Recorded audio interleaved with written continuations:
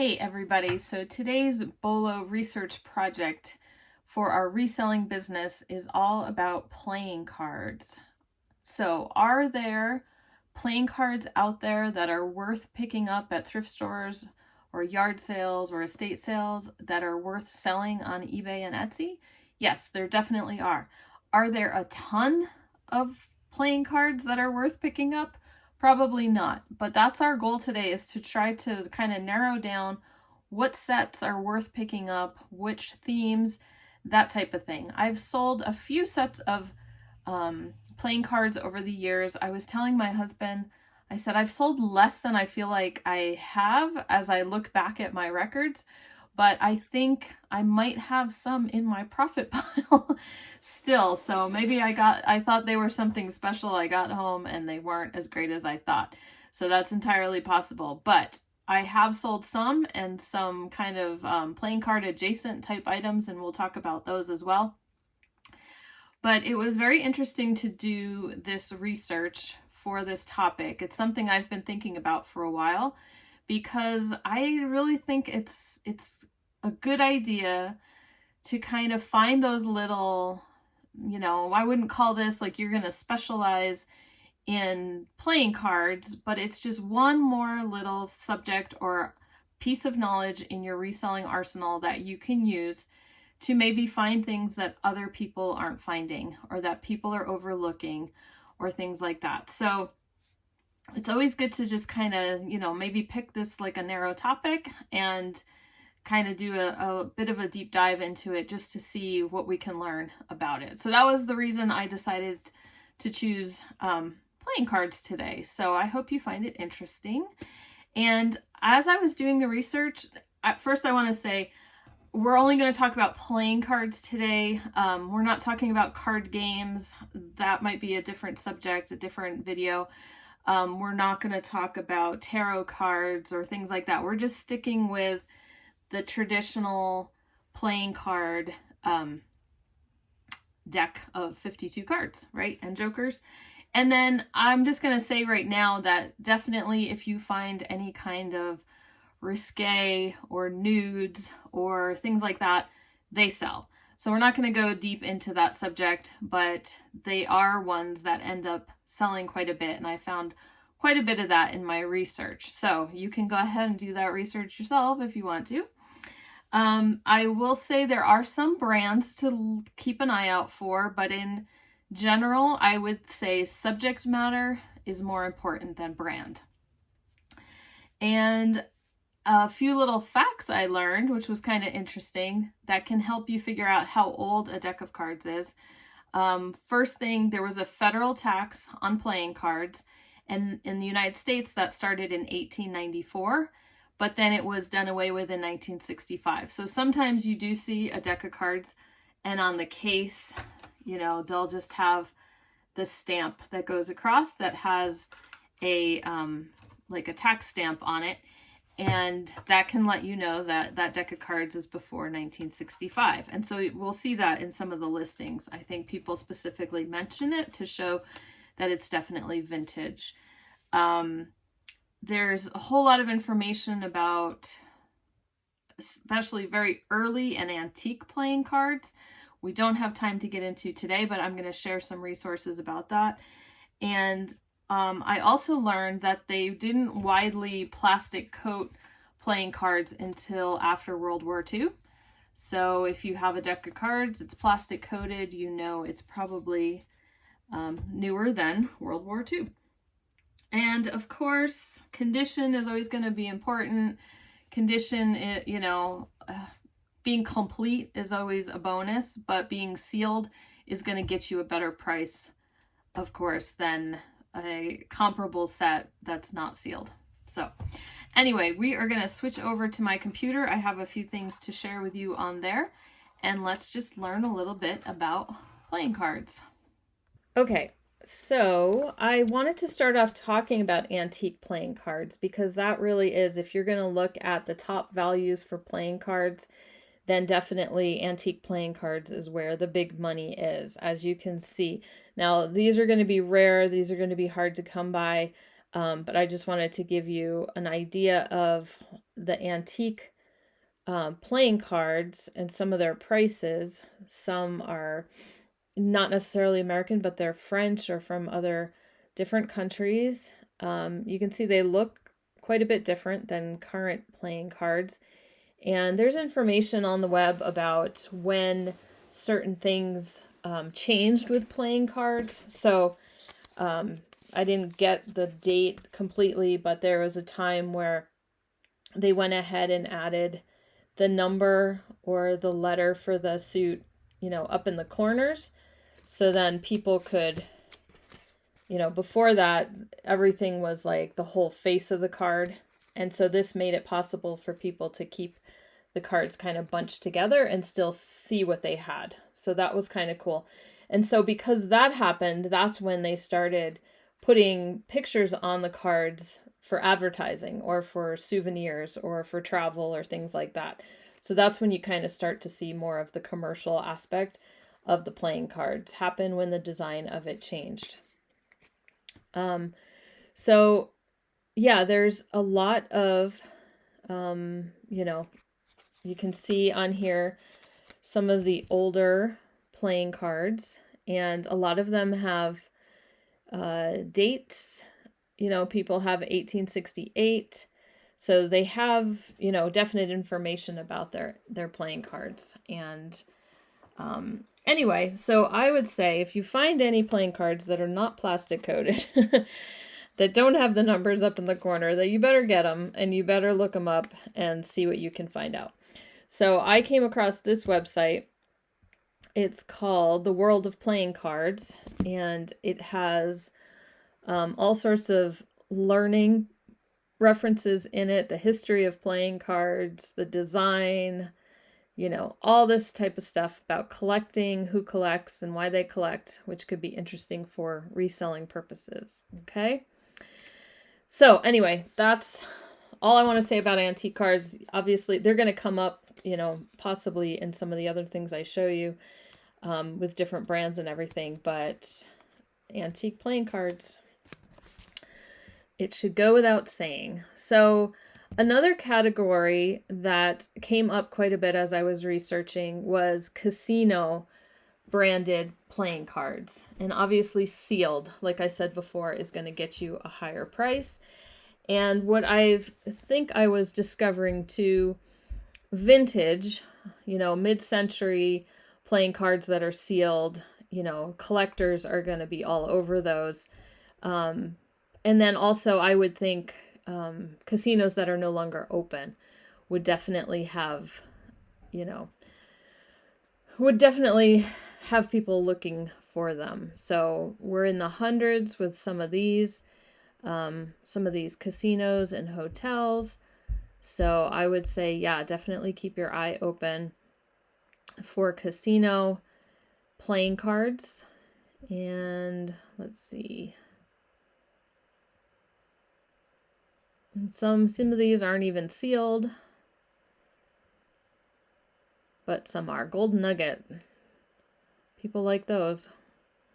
So when they say sealed and like never used, that's something that people are looking for as well.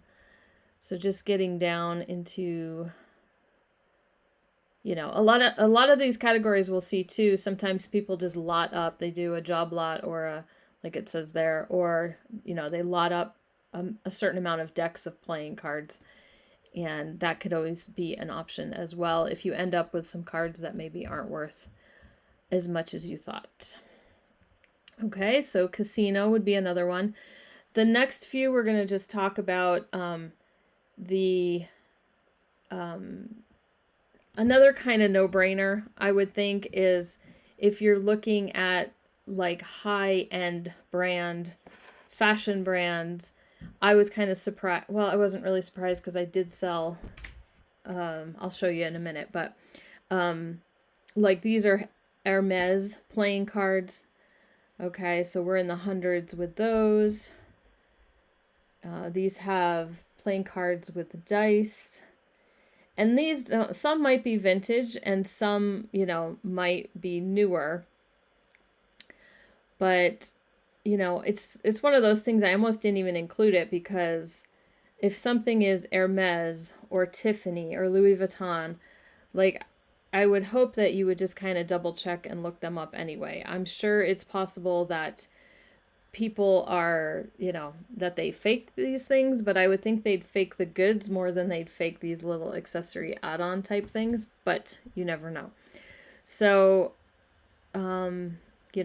just this is a name that you're going to be looking out for in other categories of reselling. So it can show up in playing cards as well. So another name is Tiffany, and it has its kind of traditional blue colored box. And again, there can be vintage, and some are vintage and some are newer. So I'm going to pop up right here. I actually found a set of Tiffany playing cards, and I was looking at it. I'd sold it quite a few years ago, and so as I was researching this, I thought, wow, did I give it away at too low of a price? And then I kind of looked down at the average down here of some of the Tiffany cards, and they're at 50. Quite a few are selling in the $30 range. Well, mine had a monogram on them, so I think I was good at the price I got. It's hopefully is showing on the screen. The price, it was, I believe, in the $30, $25 to $30 range is what mine sold for. I forgot to write it down. Okay, so you might come across some Tiffany playing cards. I did somewhere, sometime back in Washington, I think it was. And then another big name, Louis Vuitton. And a lot of them have, it has its kind of signature monogram look on them. So that might jump out at you as well. This one looks a little more subtle. Okay. So big brand name. That's where I would say brand is really important. There's a couple playing card makers that, none of them really jumped out at me as being super valuable. But subject matter seemed to, in my research, subject matter seemed to show a more important, influence on value. So, but speaking of, one of the brands for playing cards is KEM. So let's just call it Chem, right? So we can see some of these high ones. There's 3 sets. Those were on reserve for somebody. This had a playing card case that was marked silver. Okay, so that's going to influence the price. There's a couple sealed sets. And then see that? The stamps, right? So 1947. So that federal tax was put on those. Let me see if I can get closer. Okay, so see that has the federal tax stamp right on there for playing cards. So that's really interesting. So I think that really adds to the value as well. But going back, okay, there's a double deck now, and they have a Bakelite case. And these were GI issued World War II playing cards. So you can see why that would be collectible. This is in a nice little case. These are sealed. It said Columbus pattern. Another case, this black case, they're calling it a Bakelite case, but it just looks plastic to me. And it had, these weren't even sealed. Okay, so that's something to keep in mind. So I did pick this brand because I do have some experience with selling a set. This was a nice one. It comes in a nice little wooden box. And this one's sealed. It has a paisley print, KEM. So I think for average cards that you're going to come across, it would be a brand that I would definitely keep a lookout for. And this one was from the Bicentennial Society. And now this one, Country Geese, right? So geese, it's all part of the cottagecore movement and the kind of 80s, 90s country kitchen look is really popular again right now. And so country geese are trending with the blue ribbon around their neck. And so this is subject matter, right? A little while ago, I could probably guarantee that these would not have sold for so much. But they're also sealed, right? So that's what I was saying, that they can get a better price if they're sealed. Okay, so here's some nice little prices. Here's one that's got, it looks like it's got the stamp on it, so you know it's early. And then I just wanted to show you my sale. It was on Ruby Lane. And these were in that same kind of black plastic case. And just look at that pattern though. That pattern is so mid-century modern. And I think if I needed 2 decks of cards, these would definitely be ones that I would end up keeping. I just love those 2 colors together, and then the wood. And they actually had a name. They were called Inlay. And I took an offer. I sold these for $30. I think I had them a little bit higher, and the buyer messaged me an offer, so I went ahead and took those. Now, they were kind of sealed, but they were wrapped more than sealed. So I couldn't really guarantee that they were brand new, and I didn't check anything. I didn't open all that up or anything. So I just kind of went ahead and let them go that way. So these were definitely vintage, made in the USA. And so that was a pretty good sale for a deck of cards. $30. Okay, so another name that popped up while I was researching was Nintendo. And at first I looked at it and I thought, there's no way it's the same company, Nintendo. But it is. And so that's actually very interesting. The Nintendo got its start by making playing cards. And so I just wanted to share some of the prices first. I think some of these are going to be rare. I don't know if you're going to come across these kind of really old ones. But it's just a name. Hopefully that name would stick in your head. So we've got these Japanese Nintendo playing cards. Now look at this one. Nintendo with Mickey and Minnie and Disney. Okay. And then here's Donald Duck, some more Disney. Some Pokemon. I don't know if that's Nintendo or not. Popeye. Okay, those are lenticular, which is really cool. Another Popeye one. Disney. Super Mario. Now these are from 1990. And anyway, I just wanted to share that with you. And it was very interesting. You know, Nintendo, now we're like combining, the company had their playing cards, but they also had their video games. And so you're kind of combining that, and the collectors are out there. So I found this, it's a Wicca, whatever you call it, Nintendo Wiki, right? And I found the history of like their playing card history and how they got into video games. So that was really interesting. If you want to look at that, it's Nintendo, it's in fandom. And, you know, it kind of goes back to playing cards were illegal for a while back, like in the 1800s in Japan. And so then once the ban was lifted, you know, this guy got into making playing cards. And then later on in the 50s, I believe it's one of his descendants was the president of Nintendo at that point, went to the United States and had a meeting with Walt Disney and kind of got the license to do Walt Disney cards in Japan. So that was cool. So we saw some of those and sold. So that's interesting. And then it went on, you know, to talk about how they went from playing cards into video games with a few little stops along the way. Anyway, I just thought that was interesting. Another brand is Congress that you might come across. And these are, you know, you're going to come across a lot of Congress branded cards that are not really worth anything. But, you know, they've been around a long time. So there's antique ones. These first ones are definitely the antique.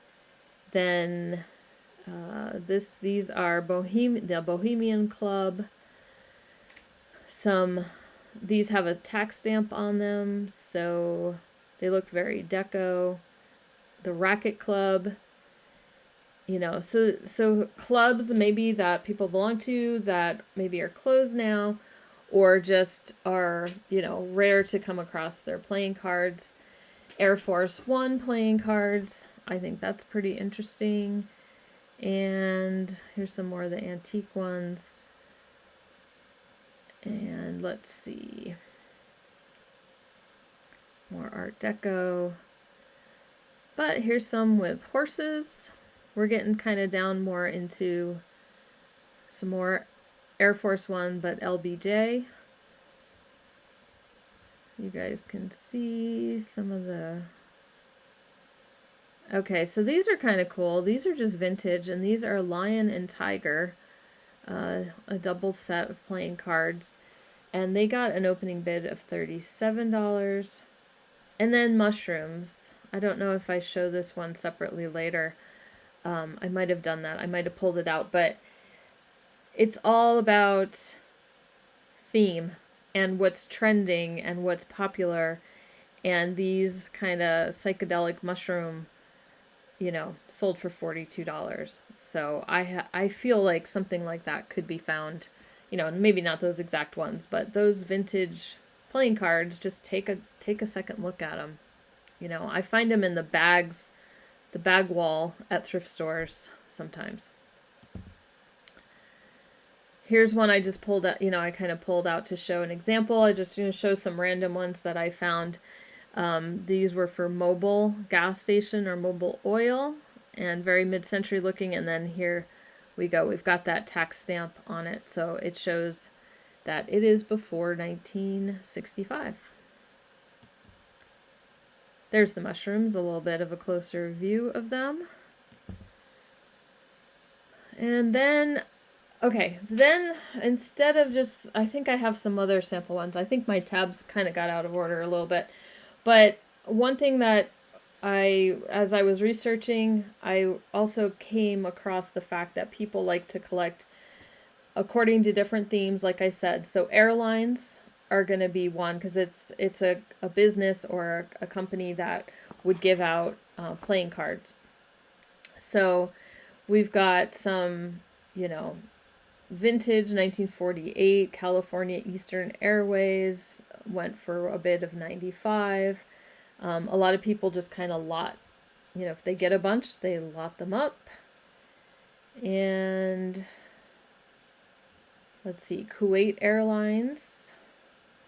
Okay, so that's just something to keep in mind if you come across. There's some British Airways, and those say that they're hard to find. And it seems like quite a bit are lotted up. British Airways, The History of Passenger Flight, still sealed. Okay. And so along a similar line is railroad playing cards. And I think these tend to do a little bit better. Some of these are vintage or antique, but then we've got New York, Chicago, St. Louis railroad playing cards sold for $100. Seaboard Airline Railway playing cards. I think that's a lot of a few. Anyway, some early Chicago Northwestern Railroad playing cards. So some of these are not sealed, but they've let you know whether they're complete or not. Okay, so they count them up. Great Northern Railway with Blackfeet Tribe featured on it.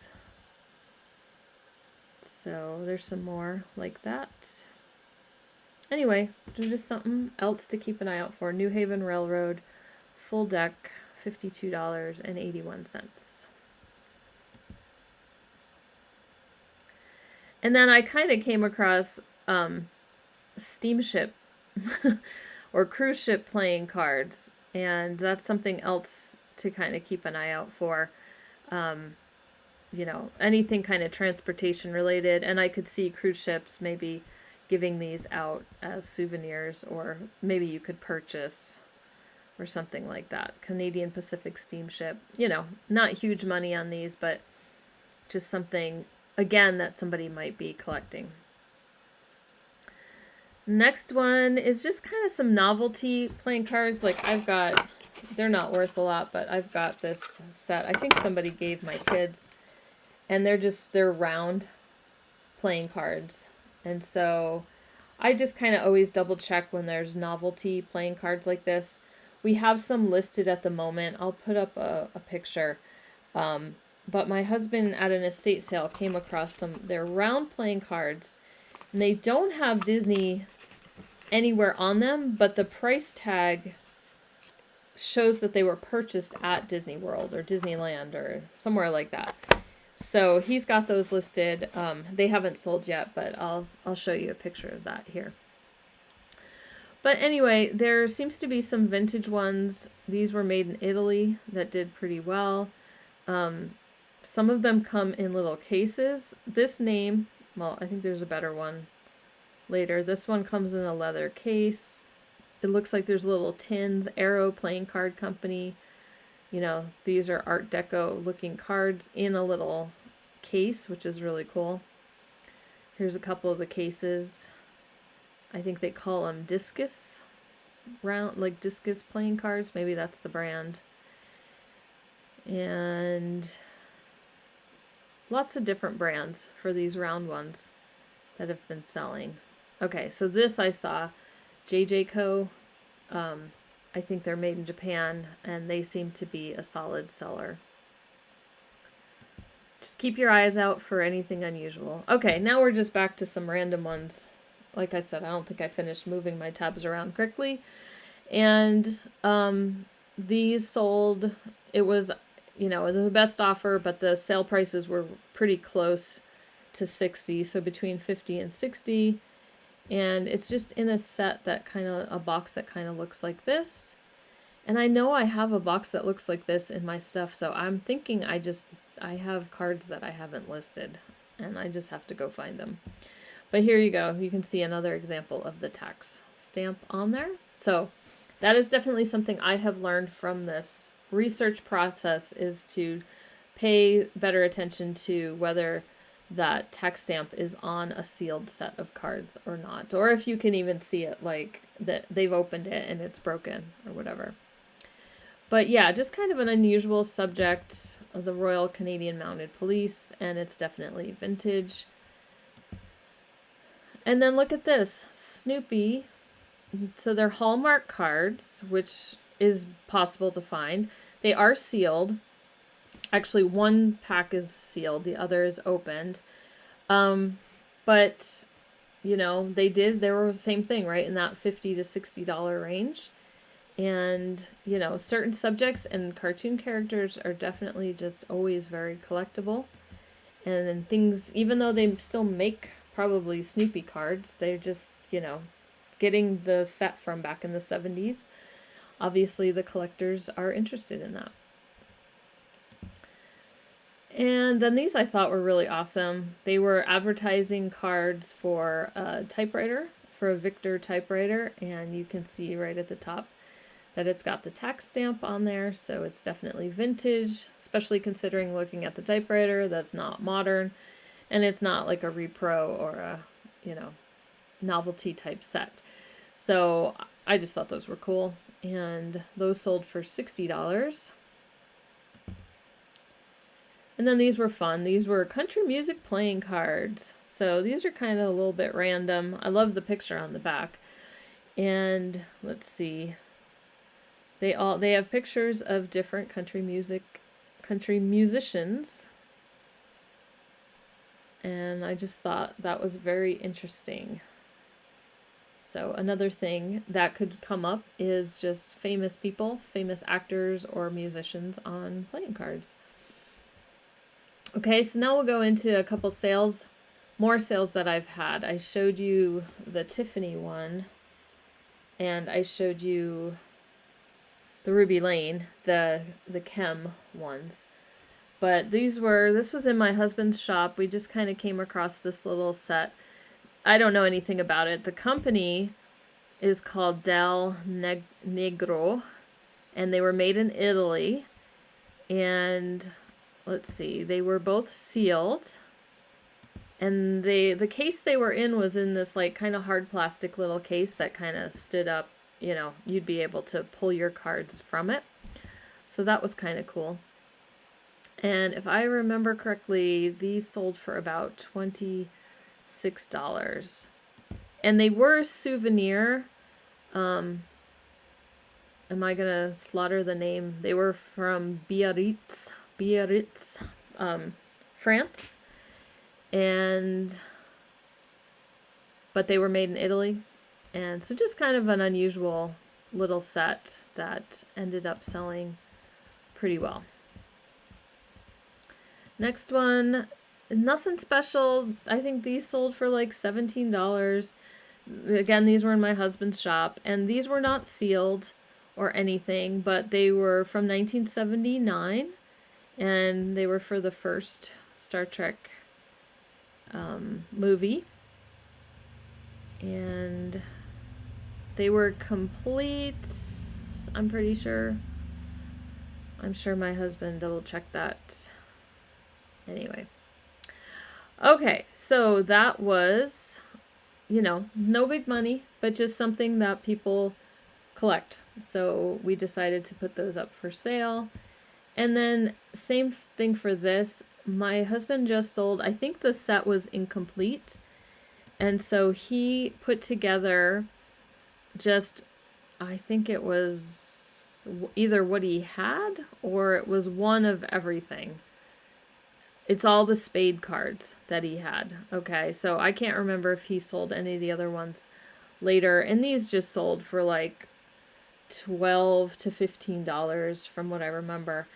But that's only for 15 cards. And it was, you know, this was more for someone who is just wants to collect the images, maybe frame them or do something like that. That's not for somebody who's playing or who wants to, you know, fill in their set. So he sold it more for the images than the set because he didn't have the complete set. Okay. And then the only other thing, well, I have a couple more things I wanted to mention. So a couple other things that we sold, I had to go to WORTHPOINT to find them. So I found this leather playing card bridge case. So whenever I find little cases like this that are on, like I said, in the bag wall at the thrift store, I kind of I look at them again, right? And I love picking up these little bridge cases. So here's the inside. It just kind of had, they were probably not the original cards, but it had a picture of Man of War. I think it was Man of War or Seabiscuit. Maybe one was on the front and one was on the inside. But, you know, it would have a little place for a pencil. And then there was more pictures. WORTHPOINT just doesn't keep all the pictures. And it's got a little notepad with like a tally sheet that in there. And just a really cool looking little thing. And that sold for $30. And then another one I had found and sold was this leather playing card. It was a bridge set. I don't have pictures of the inside right now. But it just has some hunting dogs, some spaniels on the front. It sold for $20. Let's see. It's got 2 decks of cards, a pencil, partial pad of blank paper. The decks of cards, according to my notes, were Norman Rockwell pictures, so possibly not the original cards that went in it. Or, yeah, I was going to say maybe that these were sold, you know, just as a case separately and you put your own cards in it, but I'm not sure about that. Anyway, so that just sold for $20. Anyway, so yeah, I just kind of keep my eye out for that as well.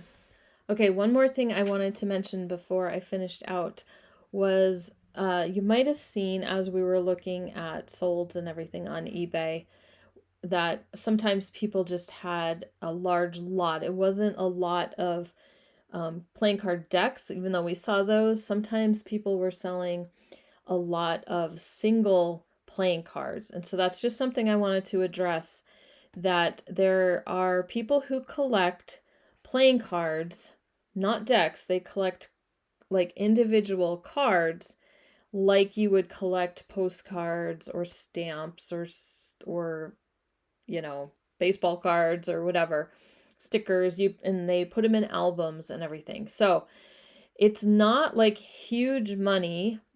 But if you go on Etsy is where I see a lot of it. If you go on Etsy, let me do this by, let me see if highest price weeds out some of these ads. Okay, so I put in card swap. Okay, so someone's selling like 1,000 playing cards, a dealer lot, for $92. But here is an example. Someone did 19 Art Deco playing cards, all ships, and they're trying to get $58.50. Some peanuts sealed. So I think some of the more expensive card decks people are wanting to sell, to people who want to swap. But see here, look at this. Swap cards, 200 assorted, all different, and $35. Okay. So if you think about that, now some of them are, so here's some other, oh, that's a card game. It's sometimes hard to find what you're looking for. Let me go back. That didn't really work. Okay, I can just show you some examples. So here's some 100 random swap playing cards for $12. So if you think about that, you're not making a ton with the $12, but you could sell that lot over and over and over again. So I think that's the idea behind that, right? So here's one that's kind of by theme of summer. There's 22 for $8. And then some people just do, they're ephemera sellers, or they're, they sell little supplies or things that, people buy little bits and bobs from them. So their stores are kind of designed that way.